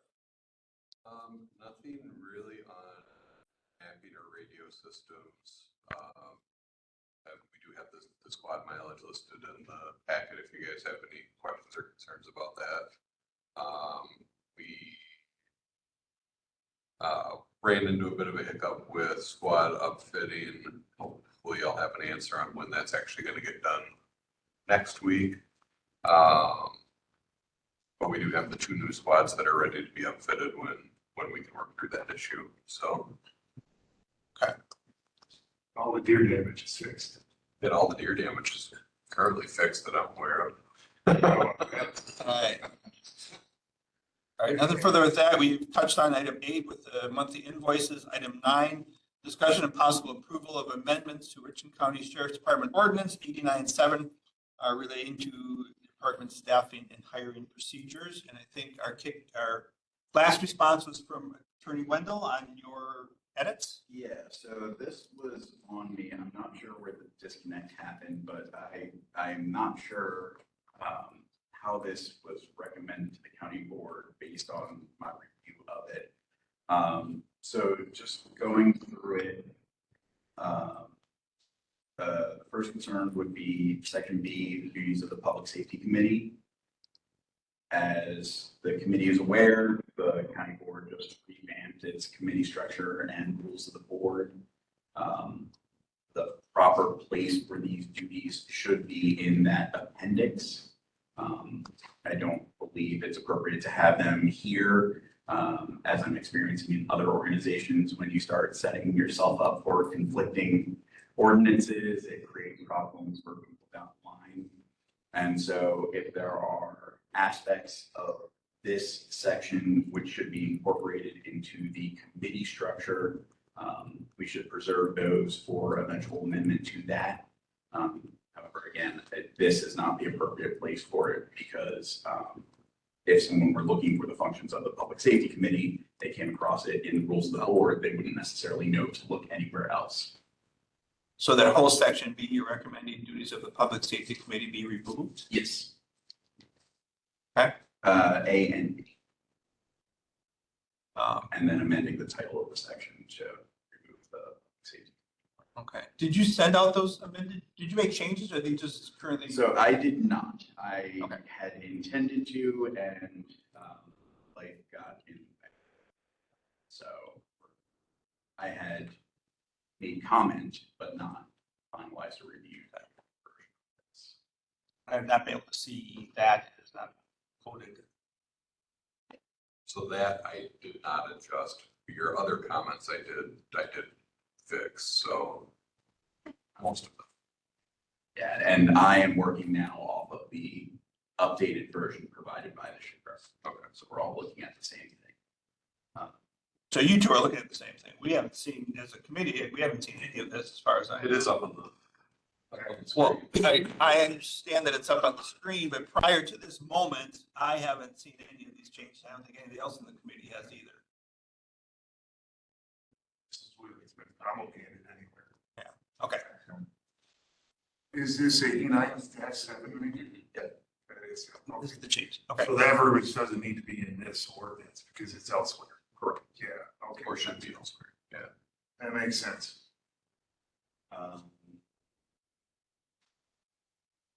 Next was under the procedures and standards for hiring new personnel, with the hiring of a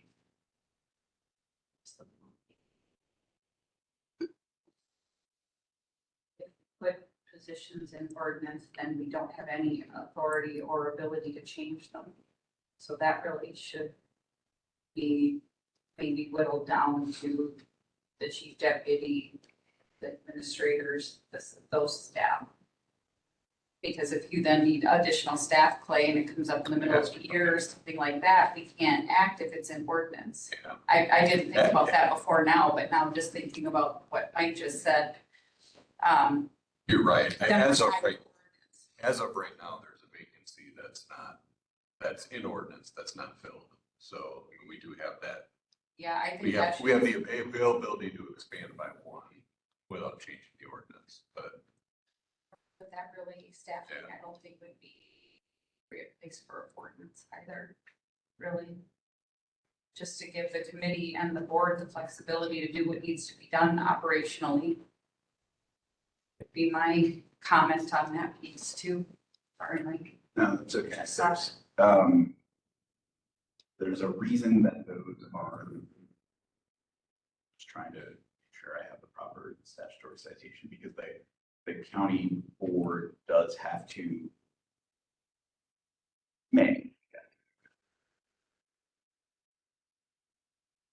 I know the board has the authority to set my staffing levels.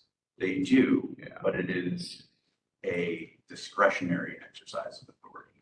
So we don't have to include it. That would provide for the flexibility, which ties into my comment on it, which is when it comes to deciding and posting new positions, is that something that this committee wants to be responsible for?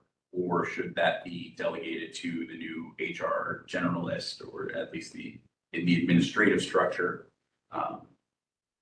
Because I think any new position should be routed through the county, between the sheriff and the county administrator for recommendation to the board for approval. Because otherwise we have committees just creating positions on whenever they felt like it, which isn't really part of the hierarchy at this point. So I guess my question is I think this is more, and maybe this is how you're tracking, but I think the thought is like for vacancies, filling vacancies, do we want to have to come back to the committee each time for me to advertise to fill a vacancy? For you to create an eligibility list. Yeah, because that's where we're at right now, right? Are we creating an eligibility list? Well, we're hiring new personnel, I suppose, but. Well, those are established positions already. Correct. That's the way I'm You're just- interpreting it. Not creating new positions, but maintaining established. Well, and this has been kind of my question the whole time that this discussion has been going on is we have established hiring practices throughout the county. And in transitioning to a county administrator form of government, the intent was to remove that piece of it, day-to-day operations from the committee level. And so then realistically, we have standardized hiring practices now that start with the HR generalist, and we're working with the sheriff's office. We're gathering all of the applicants. We're doing all of that. And so the way that we have been conducting any department head type interviews is involving the chair and the vice chair of said committee. And then if it's line staff, not involving the committee at all. Now that's how we're doing it. That's basically the premise that I'm working off of based in the hiring practices, the administrative manual, all of that. So this is a significant departure from the way all other committees are hiring. So just so that you're aware of that. this would be the only committee then that has involvement in day-to-day operational items, which is the hiring. So that's just a little background there on how the rest of the county is operating. So I guess, again, too, then if you want to make any changes as to how this is going, rather than it being, you know, contained in an administrative manual or a county process, it's now in an ordinance. So that's my 2 cents. So is his department more specialized in its hiring practices than anywhere else?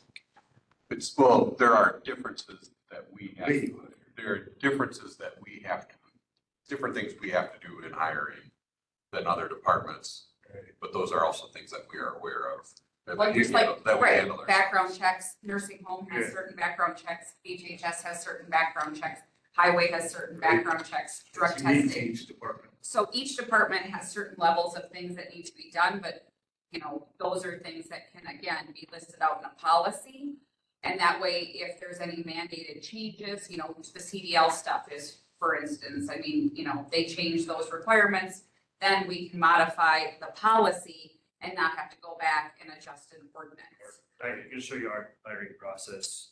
Policy is going to be changing very fluid over the next few years, especially as we expand services and such. We'd probably be going to ordinance 5-6 times in 2 years. Right, so I mean, I guess that's Unnecessary. where I kind of, you know, wonder, as an HR director, previously, I didn't have any of my hiring practices in any ordinance. It was all done through county policy and office policies.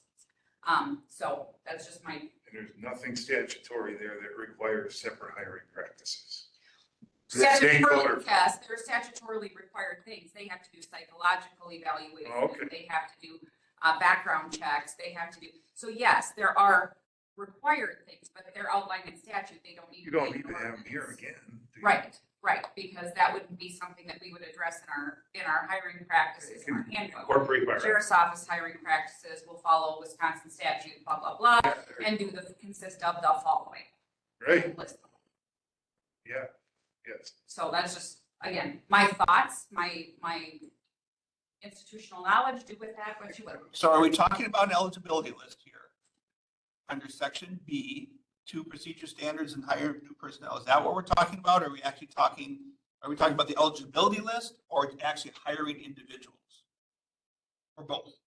I guess I was talking about publicizing the job positions. I think we've gone farther afield, which is fine. Well, no, that's why I'm trying to where we were, because it kind of sounds like. If we elect to simply take out this entire section and replace it with procedures for hiring new personnel shall follow the standards in the Richland County Employee Personnel Handbook and state statute. I think you could do just that. Well, that's legal. Is there a reason to maintain an eligibility list? There used to be. There used to be. In the future, I hope so again.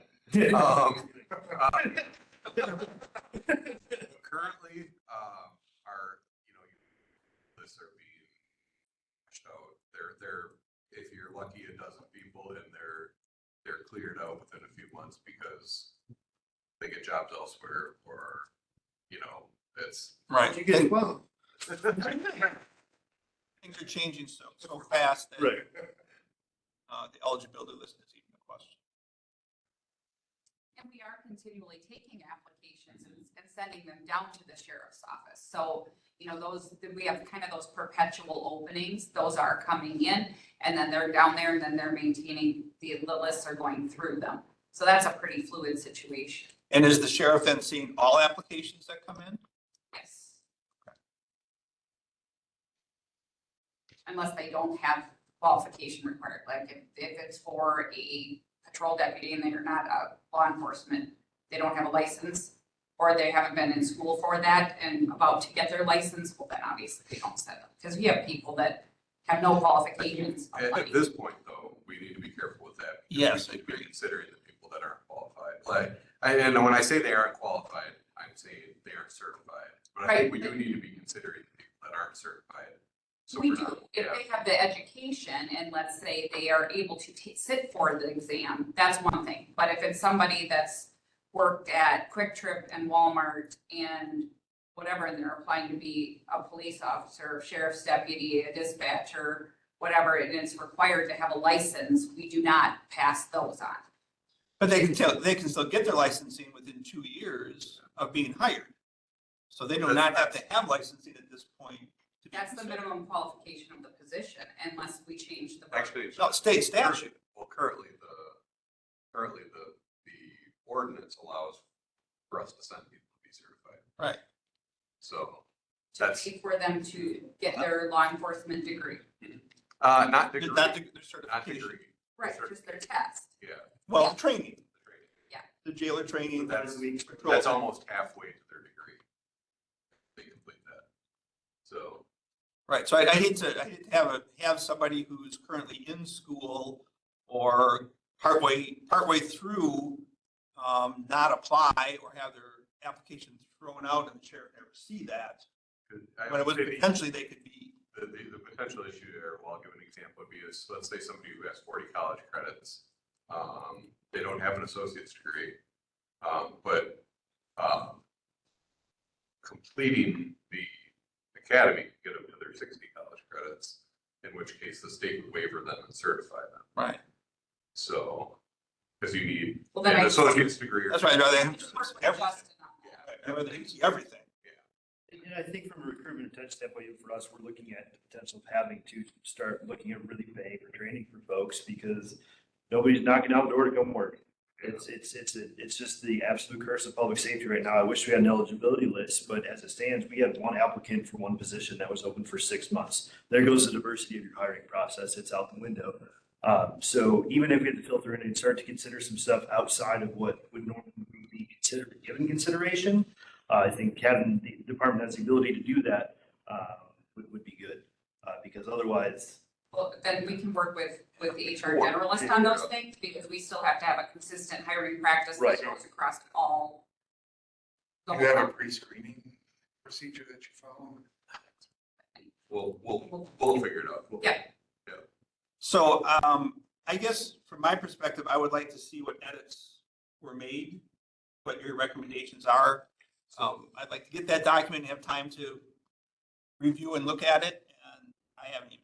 I think I sent you changes that I had made based on his original recommendations. So I can send you that, and then if you pair that with the original, Yes, if- or pair that with this updated copy, you'll see. Okay. You'll see what you mean. So Now, those recommendations were based in preserving the character of the existing ordinance. It does sound like there may be an appetite to review an alternative. Yes.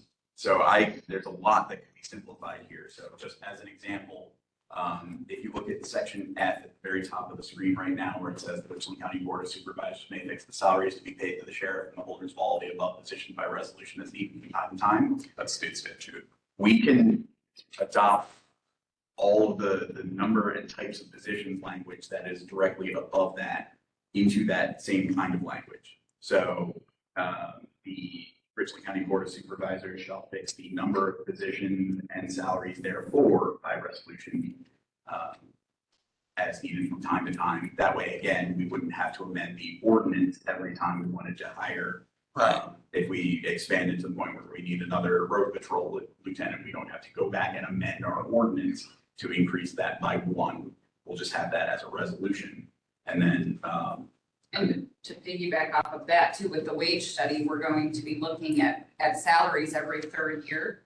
I mean, at least, so if there's adjustments up to the salaries, then we don't have to modify an ordinance as well. I think the salaries in this one was talking about just the sheriff. Just language. into the holders of all. Which has to be set. Right. Because under the elected official. Yep. Statute, so. Committee, give me your input. I think we need to do some rehashing. Again. So and then these, I guess, to further go, I know the codification thing is almost complete. Yep. Or we're looking at what we think is the final product possibly. Maybe we need to take a look at that and what came back from that. From the what? No. and compare it to what we have here. Because I guess that's another level layer of this, right? Because this ordinance went through codification as well. Right, yeah, we would need to send them an update to this if we publish the new ordinance. But they didn't make substantive changes to the They did. language. Okay. So it would be more or less this. All right, that was more or less what my question was, is did they change a whole bunch of this as well? And if they didn't, then. Okay. But if the committee is willing to entertain me going whole hog, I'm sorry, it's been a long week, I can't think of another way to place it. And just going through this and making what I think are sensible revisions to simplify and streamline the ordinance. I'm certainly willing to do that. I think it'll be much shorter.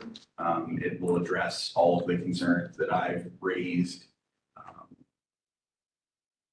Again, I certainly appreciate when supervisors put in the effort to try and craft these sorts of things on their own. But I think some additional input earlier in the process may have kept us from ending up in this position. And it was my understanding that earlier in this process, you had sent a copy of this. And that's And where I think that's where I apologize. my for the mix-up beginning. was. I'm not sure how I missed. I mean, reading through it and providing my comments, there are just obvious things. So as simple as at one point in a process, there's 2 step 8s. So it's step 8 and then step 8. So it just little things like that. I hopefully don't miss in my normal. Oh, review, so I'm not that's- sure what happened. So I guess I would like to see your draft of that. I would like then this committee to be able to review that well before the meeting. So we can come here and have a discussion instead of coming here trying to figure out what the discussion is. Good. Does that work? Is the committee good with that? Oh, we'll go on wild, yeah. Thank you. We've only been working on this for about 6 years. Oh, not bad. We're getting closer. Well, 89, I don't. Want to go into the evolution of it? No, we do not want to go into, because I was part of that evolution and I do not want to go through that again. It was painful, just painful. So, I'm going to hold this off to the next meeting. If we can get that document ahead of time so we can have a solid review of it, I think that would be reasonable. All right. Anything else said on that, on item number 9? Any questions from the committee? Look forward for that document. Please review it so we can have a good discussion at the next meeting. Thank you. Item number 10, resolutions. A resolution approving the sheriff's purchase new mobile and portable radios for the new radio system. Sheriff. So one comment on this right out of the gate, I realized last night as I was preparing for the meeting that I do have a typo in here. So the first whereas needs to state 78,000 and not 74,000. So I will correct that and send a corrected copy to Derek. The idea behind this, and I've expressed it at, I think, prior meetings before, is that if I'm not mistaken, ambulance and emergency management had applied for a regional AFG grant. Yes. Which would cover subscriber equipment for fire and EMS. We don't know what the status of that grant would be. Additionally, there is money in the pot for the project for subscriber equipment for our partners here in Richland County. My thought was that I had a chunk of money that was not necessarily set aside, but it's going to be unused for squad cars, and that I could use that to buy what I would need for the remainder of radios for us to upgrade into the next system, leaving a chunk of that pot for subscriber equipment for other Everyone departments or grant matching or for that equipment. So I guess that's my little way of trying to do something to make sure everybody can get on the system when it's time to get on the system. With that said, I've been getting quotes on radios. Went through, kind of did an inventory of what we had, what will operate on the new system, and what won't operate on the new system. So with that, I've come up with some numbers, working with GenCom on getting equipment that will operate on this new system. So at this point, I need 15 portable radios. I need 9 new mobiles. And that should get me operational when we switch over. The total for that as of right now is $74,029.62. That is, I did the up to 28 or up to 78,000. I don't anticipate much fluctuation in that number. One thing I was looking at was possibly getting a handful of portables that are multi-band capable. The ones I have quoted are not. All of our squads will be multi-band capable, but I'm wrestling through the idea of at least maybe we should have a few handhelds that are multi-band. So For Grant County is to the extent that you partner yeah, with Grant County. in Wisconsin, the future Wisconsin system. Yeah, So if you do that, that'll prepare you for the future. yeah. But there is, of course, there's increased cost with going to a multi-band radio. So I think it doubles the cost. it doesn't quite double it, no. So this is money that's already been set aside. Yes, this isn't my CIP money for Yep. Okay, so it's already there, it was not used, and we're spending it out of that so that there's more funds in the radio project or other things, for other radios. Correct. Any have questions? Who will be, So that'll still be with General Communications. And I guess to further elaborate, the reason I got the quotes from General Communications is we are getting special pricing on the radios because they are a vendor for the radio project.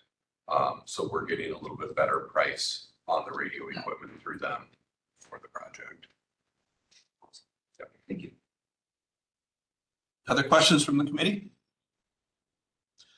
We will then be looking for a motion to move this resolution right to the county board. I think it's gotta go, Oh, yeah, we're gonna. it's gotta go to executive. Until we get the new policy. Yes, thank you. So checking, there was a step in there, I wasn't sure. Looking for permission to move this then to the executive committee, with requesting them to pass it on to the county board. I'll make that motion. Julie makes the motion, looking for a second. Chad seconds. Any further discussion? We need to amend this to reflect 78,000. Mike, would you think that's a typo or do we need to have a amendment on the floor? It's just some The first whereas, So the second one, the second one is correct. that can be a type of that. Okay. All right, so we'll have that corrected as a typo. Thank you for catching that, Craig. Any further discussion? All in favor, say aye. Aye. Anyone opposed? All right, move that on. Thank you. 10B, resolution approving interdepartmental partnership for MIS land information in the sheriff's department to apply for an NG 911 grant. So this is the NG 911 grant that we've applied for in 23, 24, and 25. Derek, could you go to the cover sheet, please? Miranda's here for that. There you go. Oh, I'm sorry. Thank you. And in each of these years, we have received the NG 911 GIS grant. We met last week. We went over some of the ideas. They are to be back to me with their ideas to apply for the grant this week. I'm waiting on some more information. I've got the grant started, but I do need permission to apply and apply for and accept the grant. This is from the DMA, and I think that it's funded by the extra money that's put on your cell phone bill. It's definitely worth applying for, and I would strongly request that you approve this. Great, thank you. So looking at the background on the first sheet, it says for the past 3 years, line 3 goes through in 2023, we were awarded $47,000. In 2024, we were awarded 105, period, did not receive an award. I'm sorry, that's a typo. That's supposed to be on the next one. This is the GIS when we did I was typing 2. Okay, so we and need to I get, accidentally did that. I'll correct the cover that's sheet. just on the cover. Mm. Just so, just so that's corrected. In the grant,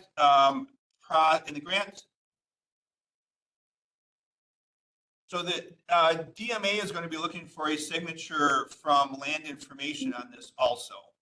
And it'll get kicked back if we don't have a land information officer signing it. We currently are contracting with the land information officer.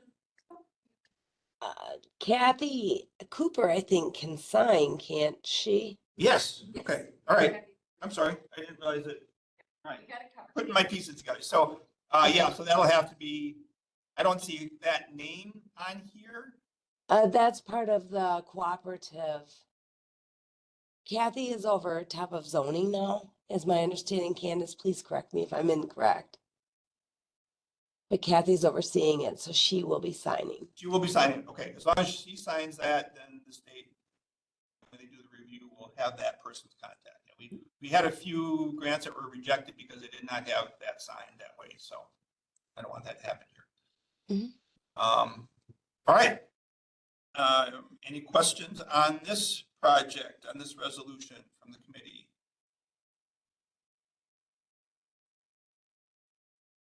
Does this resolution then also need to go to executive? I don't believe so. I think it can go straight to county board. There's no financial implication, so this. Well, there will be a match. There will be a 10% match at some point, but that's not, this is just Right, this is permission. just to apply. Perfect, just want to make sure. Yeah. All right, so I'm looking for approval from the committee to move this on to the county board. I'll make a motion. Julie makes the motion, looking for a second. All right, Craig seconds. All in favor, say aye. Aye. Anyone opposed? All right, hearing none. Item number C, a resolution approving the Union Department partnership with PSAP grant. So glad you guys are applying for this. So the PSAP grant, which are just finishing, it did award us $269,000 in 2023. We did not receive that award in 24, but we would like to apply again this year. They have changed some of their focus, and I think that we have some really good projects that will fit the focus this year. All right, so on this one is a 10% match also.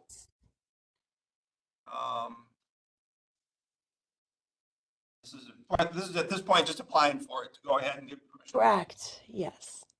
So again, from the committee, another wonderful grant opportunity, 10% match, looking for permission for you guys to approve this. Chad makes the motion. I'll second.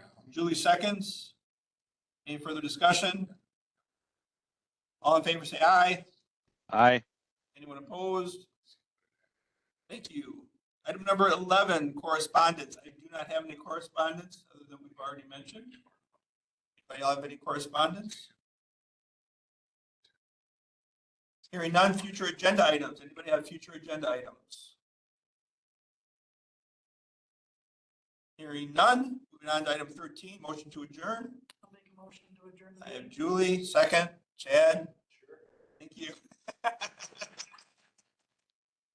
All in favor, say aye. Aye. Thank you. Well, 2 hours a little longer, but it's not bad. Well, the new guy talks a lot. I know. Oh my God. Oh,